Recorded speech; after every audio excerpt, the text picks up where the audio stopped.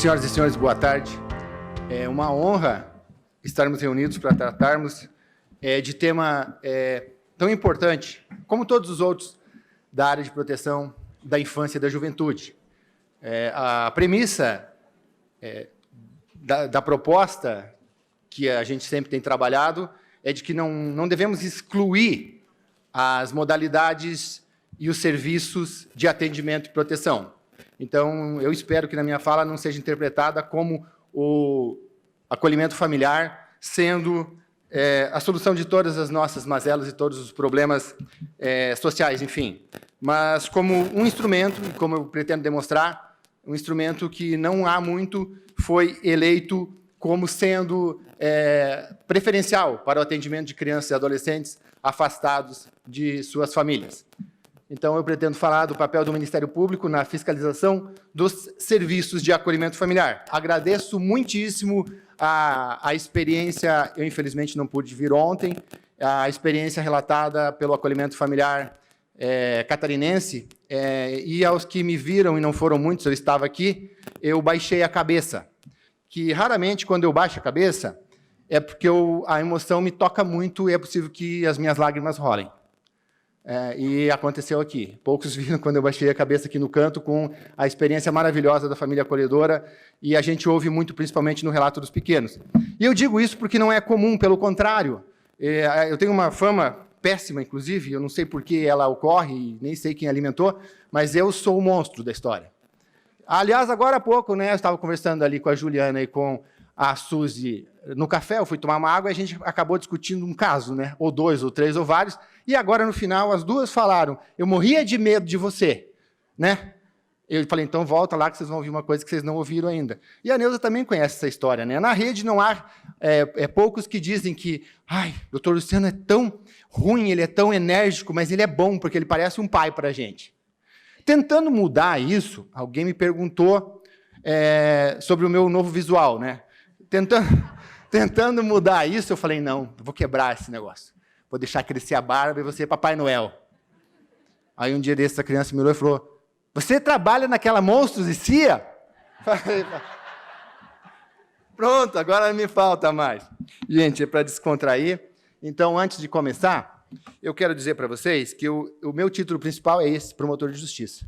Mas eu vou tirar minha insígnia agora, e eu pretendo falar com mais liberdade. Eu pretendo falar com liberdade acadêmica, conferidas pelos graus de especialista, mestre e doutor em Direito pela Universidade Federal do Paraná. E talvez eu vá falar algumas coisas aqui que podem ser tomadas a contragosto. E eu não quero, nessa liberdade acadêmica, responder por atos que possam ser mal interpretados. Numa comemoração do aniversário do Estatuto da Criança e do Adolescente, nosso ex-procurador-geral de Justiça e um dos grandes nomes do direito da criança e do adolescente no Paraná, doutor Olímpio de Sá Sotomayor Neto, nessa tribuna, fez gestos e manifestação contra medidas que já se anunciavam que afetariam muito a nossa área, e por isso ele precisou responder, inclusive, a procedimentos perante o Conselho Nacional do Ministério Público. E nessa perspectiva também, lembrando dessa questão das heranças e dos afetos e da familiaridade, o meu trisavô veio com sua família buscando novas oportunidades num país que precisava substituir a mão de obra escrava. E lá no norte da Itália, onde viviam muito frio, muitas agruras, uma região muito disputada, enfim, havia e houve durante muito tempo movimentos de resistência. E questo è il fiore del partigiano. E questo è il fiore del partigiano morto pela libertà.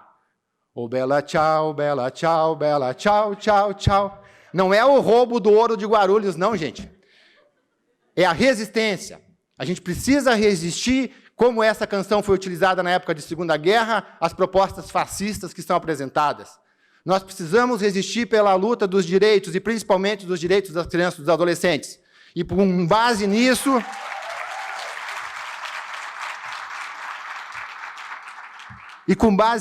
nós precisamos lembrar das obrigações. E é porque eu sou o fiscal, eu sou o chato e o monstro. Mas, rapidamente, é aqui que eu vou recortar. Lá na transição dos modelos.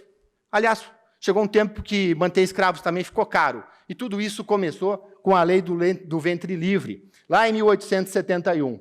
Os filhos de mulheres escravas que nascerem no Império a partir daquela lei eram considerados em condição livre, com uma série de restrições.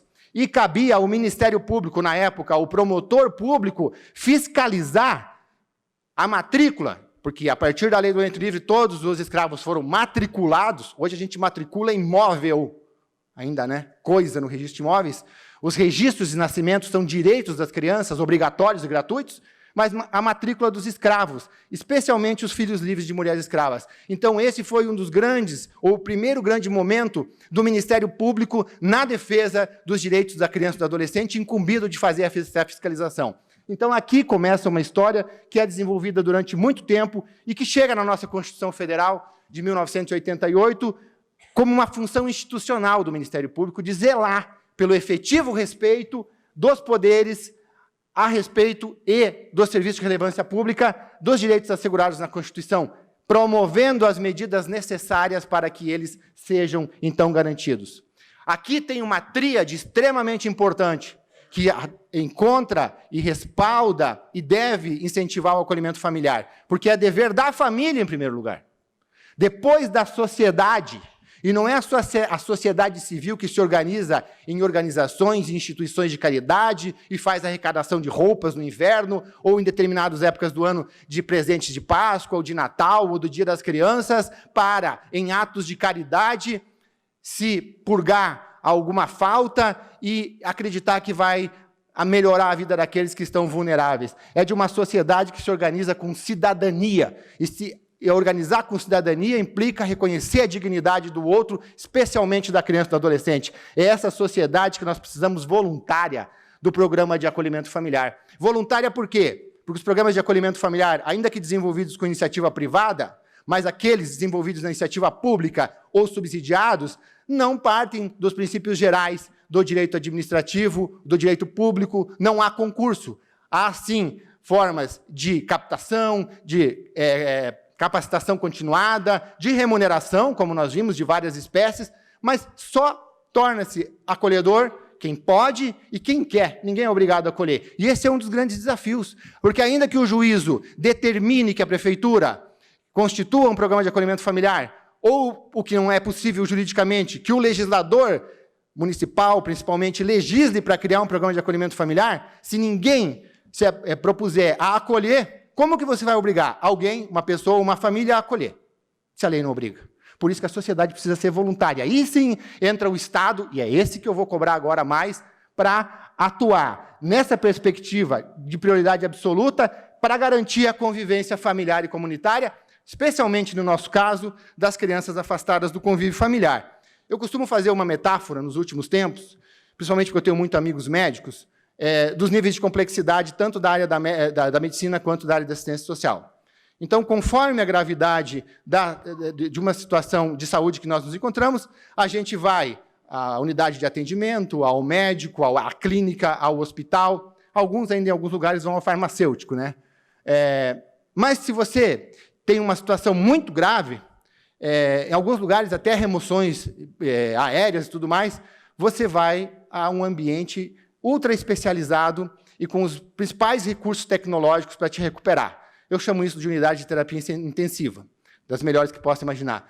Na proteção das crianças, dos adolescentes, das famílias, no âmbito da assistência social ou dos sistemas de rede, eu vou deixar pela assistência social, porque eu vou falar da família acolhedora e das normas que regem o sistema, não é diferente. Conforme a gravidade, os níveis de complexidade vão atuando na básica, nas intermediárias, mas há um momento em que temos que atuar com mais técnica, são momentos excepcionais e devem ser breves, de afastar essa criança. Então, há muitos casos que se resolvem nos juízos de família, se resolvem no conselho tutelar, mas há casos que o juiz da infância tem que atuar. Situações de risco que só o juízo da infância pode afastar a criança e adolescente da família. Então, essa perspectiva eu comparo à UTI. Nós temos que utilizar os nossos melhores recursos. Nós temos que utilizar o que tiver à disposição para brevemente e na situação de excepcionalidade garantir que essa criança retorne ao convívio familiar. E se não for possível, que ela tenha, então, uma outra família para atendê-la, seja a família substituta pela modalidade de adoção, Mas, como nós já ouvimos, há diversos casos em que isso não é possível, então que ela tenha uma família para acolhê-la.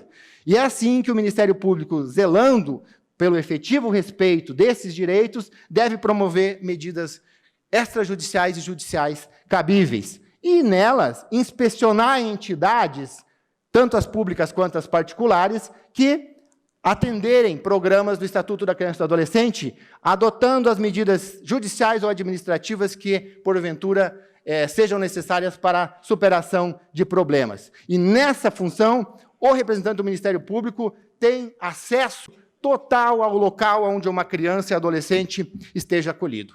E aqui eu costumo dizer da importância da capacitação das famílias acolhedoras.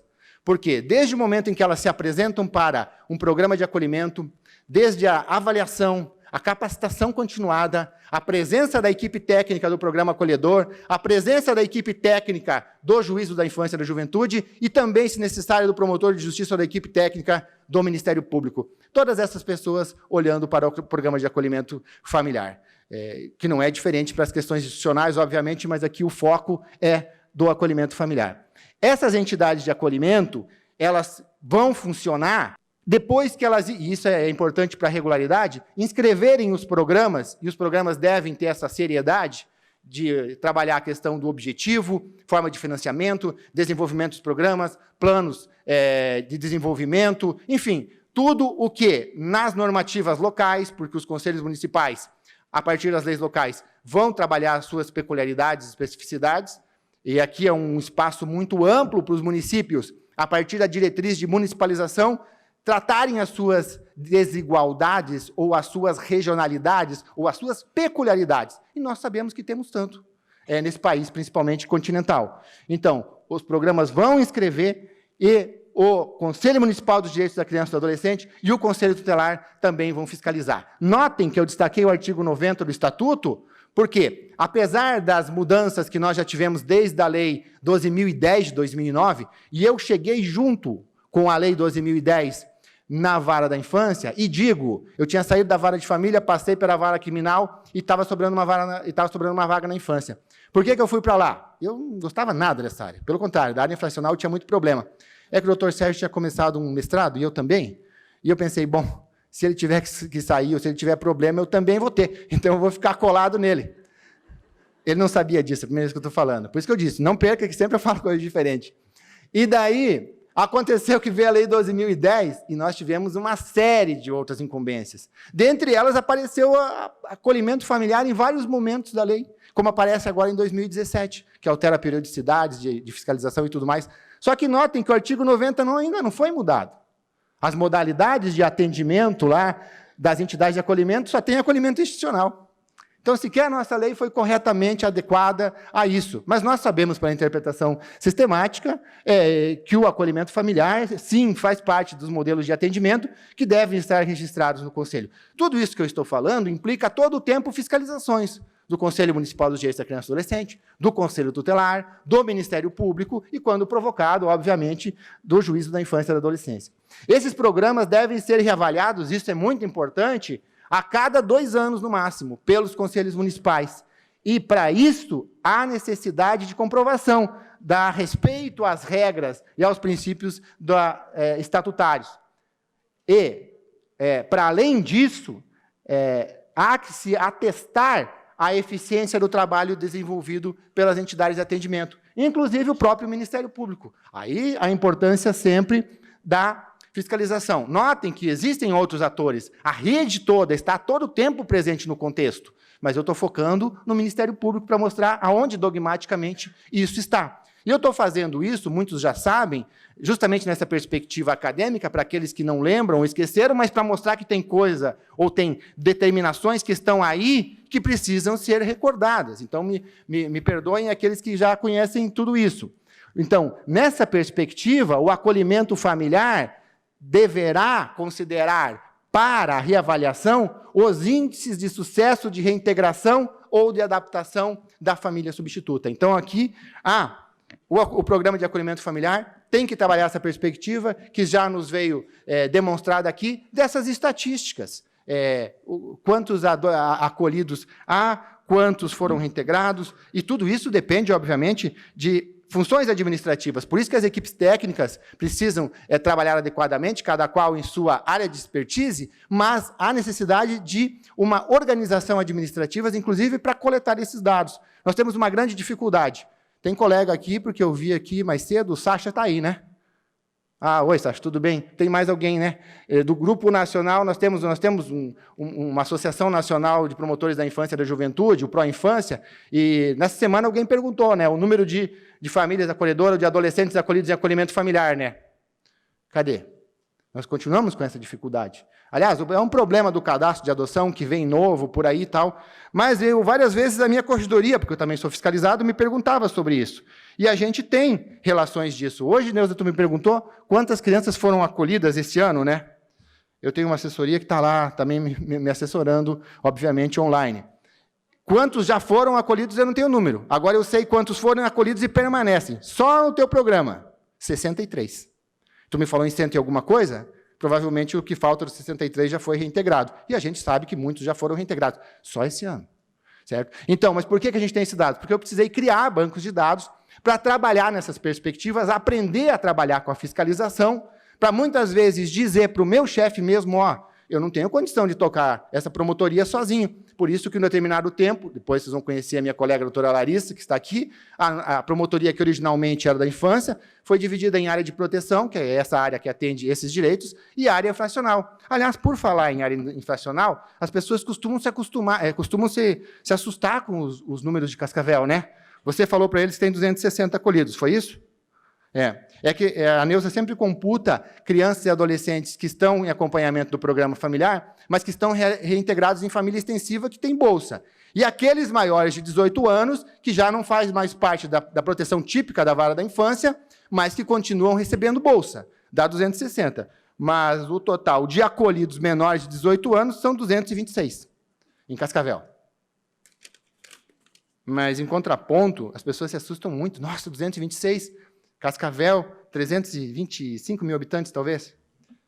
Mas eu gosto de falar um outro número, e aqui eu faço um desafio para os pesquisadores. Fantásticos os pesquisadores que nos trouxeram dados da neurociência. Estava falando agora com Suzy e com Juliana a respeito dos problemas, das dificuldades da nossa pesquisa. Carol já pesquisou o nosso acolhimento familiar. Veja agora que estão pesquisando o acolhimento familiar de Camapuã. Enfim, nós precisamos de outros, nós precisamos mais das instituições que trabalham essas metodologias. E o desafio é o seguinte: tentar compreender o que tem a ver esses 226 acolhidos na área de proteção com a área infracional, que era terrível, né? Doutora Larissa, dados de ontem, né? Na nossa semiliberdade, nenhum de Cascavel. Nós temos uma casa de semiliberdade, não tem ninguém. No nosso Sense 1, que é a área de internação provisória, tem 6. 5 deles são da unidade de acolhimento institucional de adolescentes, que não aceitam acolhimento familiar, que ficam em situação de rua, que estão em drogadição, que têm situação infracional e que tacaram fogo no colchão faz uns 15 dias e ameaçaram os educadores. São esses 5. O resto só tem um mesmo, tecnicamente, internado provisoriamente. E aqueles que cumprem internação em regime definitivo em Cascavel, 7.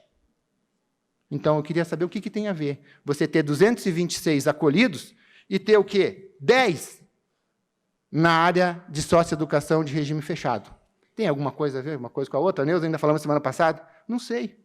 Queria que alguém pudesse estudar isso e nos dizer. Mas, no empirismo, o que nós ouvimos dos neurocientistas aqui, acabei de falar com o Suzy, com o Juliana, já falei com o Neuza, a gente sabia. Falei com o Cristiane, falei com... Tudo isso aqui a gente já sabe. Só a gente não tinha como provar. E que bom que essa pesquisa vai vir para o Brasil, noutra realidade e tudo mais. A gente nem poderia ser ambiente para essa pesquisa. Nós não temos mais as instituições típicas de acolhimento. Nós temos 2 casas lares, que têm 19, hoje elas têm capacidade para 20, tem 19, e é um modelo que nós precisamos, que já tentou fechar algumas vezes. Eu sempre insisti que ficasse, porque há determinados casos que a gente precisa dessas unidades de acolhimento. E nós temos uma unidade de acolhimento de adolescentes. Nós tínhamos uma para menino e uma para menino. Quebramos o tabu, eles estão acolhidos juntos. Agora só tem 5 acolhidos. Maiores de 12 anos, e geralmente esses que a gente trabalha em redução de danos. Problema de drogadição, situação de rua e não aceita acolhimento familiar. Então, são essas outras perspectivas que a gente vem trazendo para falar disso. Então, essas entidades, então, deverão ser fiscalizadas também pelo Ministério Público, que deverá, como nós já vimos, tomar as medidas aplicáveis. Inclusive, se houver, nada é perfeito, e muitas vezes a gente tem que tomar medidas. Eu tenho a grata satisfação de dizer que eu nunca precisei tomar medida contra nenhuma das entidades acolhedoras da nossa comarca. Pelo contrário, às vezes até em off, eu ainda pedi, não sejam tão rigorosos. Tem uma determinada denúncia, eu sou muito garantista, a gente primeiro precisa apurar essa denúncia. Neuza sempre foi implacável. Ela afasta para que ele responda na justiça, onde tiver que responder, e depois verifique se era o caso ou não, quando há qualquer indício de violência contra criança e adolescente em família acolhedora. E olha as quantas são. E olha quantos problemas nós temos nas famílias. Então, talvez seja isso que traz essa credibilidade. Há coisas que a gente não descobre ou que vai descobrir muito tarde. Mas muito se deve a esse rigor. Ainda hoje fiquei até feliz, porque nós tivemos um caso de um problema de compreensão de pós-adoção, e eu, particularmente, entendia que a mãe acolhedora era muito competente, mas a filha da mãe acolhedora foi procurar uma ex-acolhida que tinha sido adotada no Facebook. Isso deu um problema muito grande. Neuza imediatamente afastou a família. E agora, depois de um tempo, como todos temos condições de nos ressocializar, eu fiquei sabendo que ela passou por uma reciclagem e que provavelmente possa ser família acolhedora de novo. Isso é muito rico, porque o ambiente da família acolhedora não é diferente do ambiente das nossas famílias. E a gente precisa estar muito atento a elas. Por isso a importância da capacitação e do comprometimento das equipes, porque eles podem responder não só no aspecto administrativo, mas também civil e criminalmente pelos seus atos. Então, as pessoas jurídicas, e aí envolvendo os programas privados e também os programas públicos, ainda responderão por danos que seus agentes causarem a crianças e adolescentes. Tudo isso envolvendo sempre o papel fiscalizador do Ministério Público. Aí tem uma resolução do Conselho Nacional do Ministério Público que determina as nossas fiscalizações.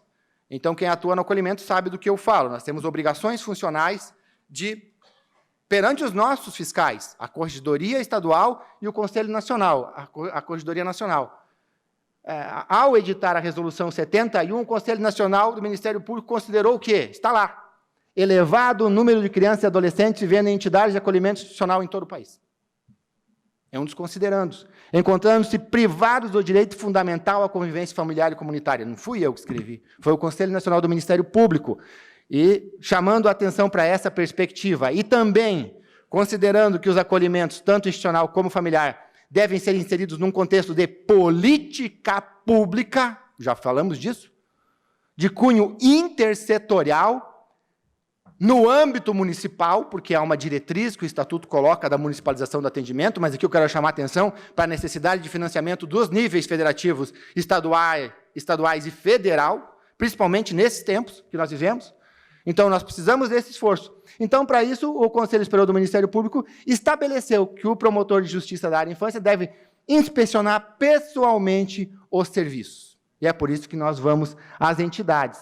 E nós, do Ministério Público, também precisamos de equipe técnica para fazer essa fiscalização. Eu não conheço os instrumentais todos da assistência social, nem da psicologia. Então, que tem assistente social, pedagogo, psicólogo, para acompanhar os membros. Eu tive, por uma dessas curvas do destino, uma psicóloga, a única do interior do Paraná, que foi para Cascavel, por questões de carreira. E nós temos um serviço de assistência social mais desenvolvido. E Cascavel tem outras peculiaridades. Eu acabava de falar que talvez o modelo de Cascavel passa por uma contingência, ou por circunstâncias contingenciais de pessoas que acreditaram na mesma proposta. Há muito tempo, doutor Sérgio, eu não lembro quanto tempo faz que o senhor representou no Conselho Nacional de Justiça para a construção e a organização das equipes técnicas do Poder Judiciário. Foi a resolução que foi editada, uma recomendação do CNJ, né? Eu ouvi falar que tem estado que ainda não tem equipe técnica, é verdade isso? Só lá em Cascavel nós temos quantos psicólogos, Cris? 6, na equipe do juízo. Eu tenho uma psicóloga, que agora, por uma reorganização do serviço do Ministério Público, eu não tenho ela à disposição. Precisava que ela estudasse um caso esse mês, precisei submeter à chefia do serviço que fica aqui em Curitiba. Mas antes era direto. E foi essa psicóloga, eu acabei de falar com Suzy lá, que me chamou a atenção para 2 fatores que estão na pauta hoje.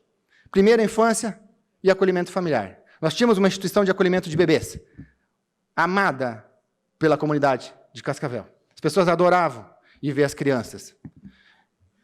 Levar presentes, doações. Eu achava linda a instituição, e era muito bonita mesmo. 40, 50 bebês, até 2 anos, quando eu comecei lá, há 10 anos. Um dia eu cheguei com a Karen lá, que é a nossa psicóloga, numa dessas inspeções, a primeira. Ela olhou aquilo e falou, doutor, dela tentou se aproximar de uma criança, alguém falou, não toque na criança. Depois ela vai ficar chorando. Aí tinha criança chorando, tinha criança correndo no nariz, tinha criança dormindo, tinha criança tomando banho.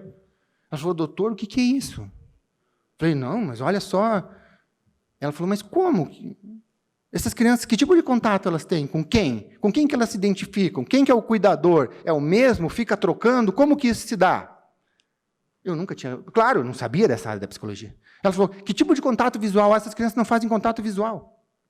Aquilo me incomodou muito. E a gente começou a trabalhar, e muito antes de falarem de lei de primeira infância, a gente fez o primeiro, não lembro se era congresso ou seminário, sobre primeira infância com o Instituto Vidigal de São Paulo, sobre essa perspectiva. E foi aí que nós começamos a virar a história, e bastante resistência, aquela instituição de bebês não existe mais. Hoje os bebês estão em famílias, aliás, todos estão em famílias acolhedoras. Foi a rede que fez isso.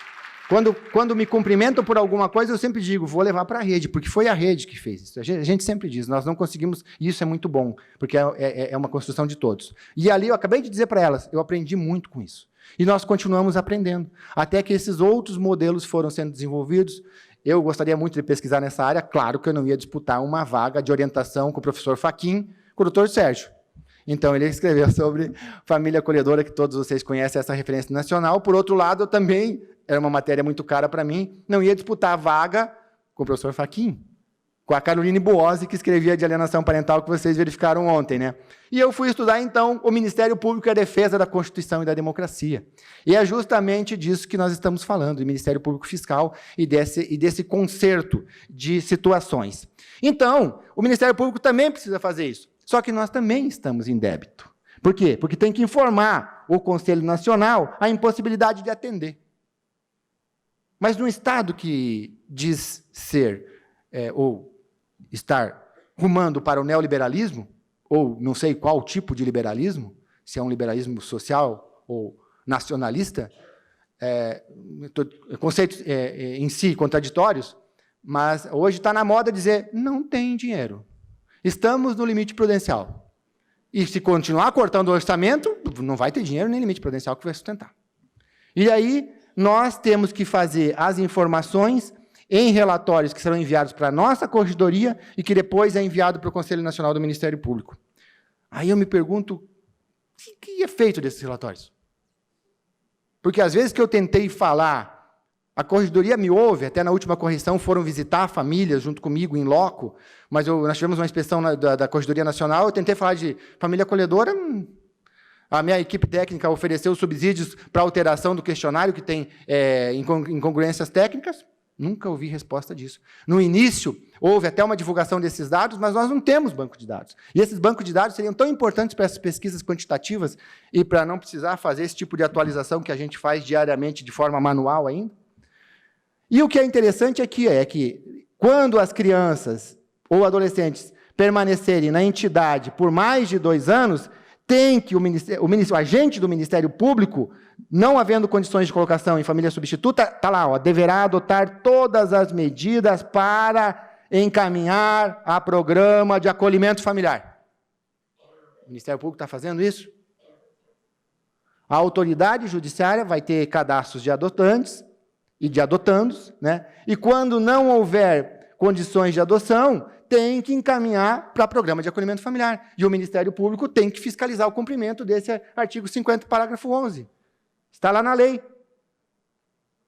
Então, em virtude desse dispositivo, é a resolução do Conselho Nacional do Ministério Público que fala isso, não sou eu, o membro do Ministério Público deverá adotar medidas administrativas e judiciais visando efetiva implementação dos programas de acolhimento familiar no âmbito dos municípios. É dever do Ministério Público, obviamente, de acordo com as normativas do Sistema Único de Assistência Social. E o Ministério Público não vai fazer isso sozinho, porque nós vimos que a família, a sociedade tão prestativa e solidária e cidadã deve se dispor, e o Estado, que tem riquezas, deve financiar, o poder público, em todos os níveis, deve estimular, então, essa forma de acolhimento, que aqui ainda está sob forma de guarda, desse o nome que queira, mas é a modalidade de acolhimento familiar. A inclusão da criança ou adolescente nos programas, por isso, tem preferência, e isso está sendo dito a todo instante aqui, ao acolhimento institucional. Então, para que isso ocorra, a União deve implementar serviços ou apoiar a implementação desses serviços como política pública. Qual o programa que incentiva isso? O que o Conanda falou sobre isso? O que o Ministério Público falou para o Conanda a respeito do Conanda ter falado ou não ter falado? Ou falou para o Ministério Público ou para o governo federal? Cadê os membros do Ministério Público com poder de recomendação e de ação civil pública para cumprimento de determinações legais? E esses equipamentos deverão ter equipe para fazer o acolhimento na residência de famílias selecionadas, capacitadas e acompanhadas, que não estejam ainda no cadastro de adoção. A gente pode discutir essa parte aqui, mas, em princípio, já para evitar esse problema de se aproximar de uma criança com fins de adoção e aí fazer a burla e destruir, como nós já vimos e ouvimos, tantos programas que denominaram de acolhimento familiar e não era de acolhimento familiar. Era a forma de desviar a criança para guardas que se solidificavam no vínculo afetivo e depois geram o que a gente denomina de adoção intuito personae ou adoção à brasileira. Amplamente falando. Então, poderão ser utilizados recursos federais, estaduais, para a manutenção do serviço. Quanto que o governo federal está distribuindo? E o estadual? Ah, mas aqui no Paraná distribui. Eu quero saber quanto dinheiro do Tesouro do Estado foi liberado ou foi passado para o Fundo de Direitos da Criança Estadual para o Fundo financiar programas. Eu não quero saber quanto dinheiro do Fundo, arrecadado com doações, com multas ou com receitas do Fundo, financia programas de acolhimento familiar, como nós temos aqui no Paraná. Quem que está cuidando disso? Nós estamos preferindo o acolhimento familiar? O poder público está estimulando o acolhimento familiar? A União está apoiando a implementação de serviços de acolhimento familiar como política pública? E os estados? O Distrito Federal? Esses dias um colega do Distrito Federal me ligou, que eu sei que lá eles estão trabalhando com isso, pedindo, inclusive, algumas coisas dos nossos. E os municípios? Que, afinal, a política deve ter essa diretriz municipal. Dos dados de Cascavel, então, só para complementar, o meu tempo já estourou, mas eu termino agora, e eu peguei ele aqui só para... Eu gostei da apresentação de Santa Catarina, eu nem ia fazer isso, mas para terem uma ideia, de novo, a Neuza já falou sobre isso, eu quero trazer alguns outros dados para a gente pensar, no seguinte sentido. Vejam, dos 226 acolhidos em Cascavel nesse mês, esses dados ainda são do início do mês, nós temos 112 adolescentes. Metade tem mais de 12 anos. E a gente pergunta para eles, você quer voltar para casa ou não? Se ele diz não, a gente vai continuar trabalhando para ele voltar para casa. Se ele diz sim, a gente vai verificar se tem condições de ele voltar para casa. E é um desafio, depois que o adolescente sai de uma situação de risco, conhece o amor, como foi dito aqui, voltar para um ambiente que a família não aprendeu como proteger e como amar. Esse é um dos nossos maiores desafios hoje, mudar esses números. A outra metade são de crianças, os menores de 12 anos, portanto. Só que, desses 114 crianças, 76 é grupo de irmãos. Estão incluídos em grupos de irmãos, às vezes, com adolescentes ou com outras crianças. Dos adolescentes, dos 112, 59 têm grupos de irmãos. Ou seja, dos 226 acolhidos, 137, mais da metade, estão dispostos em 54 grupos de irmãos, o que implica outros arranjos, outros desafios, tanto para a reintegração como para a colocação em família substituta. De 0 a 6 anos, na primeira infância, então, 55 acolhidos. Deles, 34 são grupos de irmãos. Ou seja, vai sobrar 21 aqui que são indivíduos isolados, e eu peguei dados gerais aqui, muitos deles aqui é início de acolhimento, muitos deles estão no tempo que a gente também dá para que a família se organize, eu não ajuizo a destituição do poder familiar imediatamente, as equipes do SAI sempre trabalham essa perspectiva, e outros estão em processo de destituição de poder familiar, raramente a gente coloca antecipadamente, só quando a família efetivamente abandona. A gente só coloca em família substituta quando realmente tem condições e não vai mais haver possibilidade de reversão. Eu sei que muitos pensam diferente. De 6 a 12 anos, são 59, sendo que 44 estão em 30 grupos de irmãos. Ou seja, somando aqui 21 mais 15, a gente tem 36 indivíduos entre 0 e 12 anos, desses 226, que a gente pode trabalhar individualmente com aquelas possibilidades mais próximas de adoção, obviamente, depois de promovido todo o processo legal. Ou seja, crianças e adolescentes hoje estão em 21 grupos de irmãos, somando 89 indivíduos. Há mais de 2 anos, estão 82 acolhidos, mas nós temos hoje, no total dos 226, mais de 85 em condições de adoção. E nós não encontramos pretendentes, sendo que na semana passada a gente concluiu uma adoção tardia de uma adolescente de 14 anos. Estão acolhidos no programa de Santa Teresa do Oeste 3 dos 6.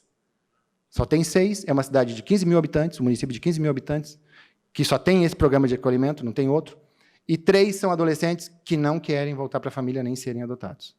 No programa de Lindo Oeste, 5 mil habitantes, Juliana, temos 3 acolhidos. Discutimos agora há pouco que uma adolescente fez 18 anos semana passada. E a lei de Lindo Oeste não é como a de Cascavel, que garante o acolhimento até os 21 anos. Então, essa adolescente, ela não teria para onde ir, mas a família acolhedora continua cuidando dela e eles estão trabalhando para mudar a lei, para que o município consiga garantir, se ela quiser, o acolhimento até os 21 anos.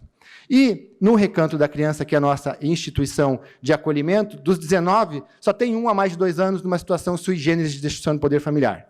Ou seja, esses são os nossos dados. Numa população de cerca de 350 mil habitantes da comarca, nós não temos 250 acolhidos, sendo que mais de 90% deles estão em acolhimento familiar. Com muitos desafios a serem enfrentados, com dificuldades da minha equipe técnica, com dificuldades da equipe técnica do juízo, com dificuldades da equipe técnica do Família Acolhedora, que a gente tinha ajustado, era um programa só, agora a gente já conseguiu desmembrar no reordenamento em 3, e a equipe técnica, quando estava adequando, um pede transferência, um pede demissão, o outro pede licença, a equipe técnica desfalca, lá está o inquérito civil que a gente tem há muito tempo, para ver se o prefeito, como sempre tem feito, todos os prefeitos fizeram, espontaneamente como deve ser, promova a adequação dessas equipes técnicas. E o nosso desafio agora é o que fazer com cerca de 180 adolescentes, crianças em grupos de irmãos, e outros já destituídos, que não encontram famílias interessadas em adotá-los, ou que eles não querem ser adotados. O que nós vamos fazer com eles? Por enquanto, nós temos o acolhimento familiar. Então, agora o nosso desafio é outro. O que fazer com eles, que eles vão ficar constando como acolhidos, com reavaliações trimestrais, com um volume de trabalho imenso, com uma série de outras situações. Mas o que importa, por enquanto, é que eu sei, pelo empirismo das coisas que a gente vive, que eles estão bem. E se eles não estiverem bem, a gente está trabalhando para que eles fiquem bem. Nessa perspectiva, aqui está o último relatório, que agora vai ser semestral, relacionado com Família Acolhedora de Cascavel, enfim, é um relatório que está público, só para terem ideia, em março, 170 famílias inscritas no programa. 163 acolhendo. A regra é que cada um pode acolher um, mas não esqueçam que nós temos grupos de irmãos. Então, às vezes, a dificuldade é de separar um grupo de 3, 4, 5. Nós já tivemos 2 grupos de 10 irmãos. E vocês não têm noção que daí a família entre si, a tia, a irmã, a avó, o sobrinho, começam a se tornar família acolhedora e eles fazem parte de uma grande família. Isso para não falar do acolhimento rural, que eu acho que a Neuza vai falar, que é um modelo fantástico. E daí, com uma série de especificidades, doenças mentais, doenças sensoriais, doenças físicas, dependência química, criança com adolescente com filho, mas raramente aparece alguém em medida socioeducativa. A gente tem muito pouco problema infracional com criança, aliás, com adolescente, melhor dizendo, na perspectiva técnica, em acolhimento familiar. Enfim, estourei meu tempo. Eu queria dizer que, para além da fiscalização da rede, é preciso que o Ministério Público olhe para si, faça o meia-culpa e cobre de todas as instâncias para que, não sendo exclusiva a modalidade de acolhimento familiar que o legislador preferiu, seja aquela que nos garanta o que a gente vê aqui, um atendimento individualizado, com dignidade e proporcionando condições potenciais de adequado desenvolvimento biopsicossocial. Muito obrigado, sucesso a todos.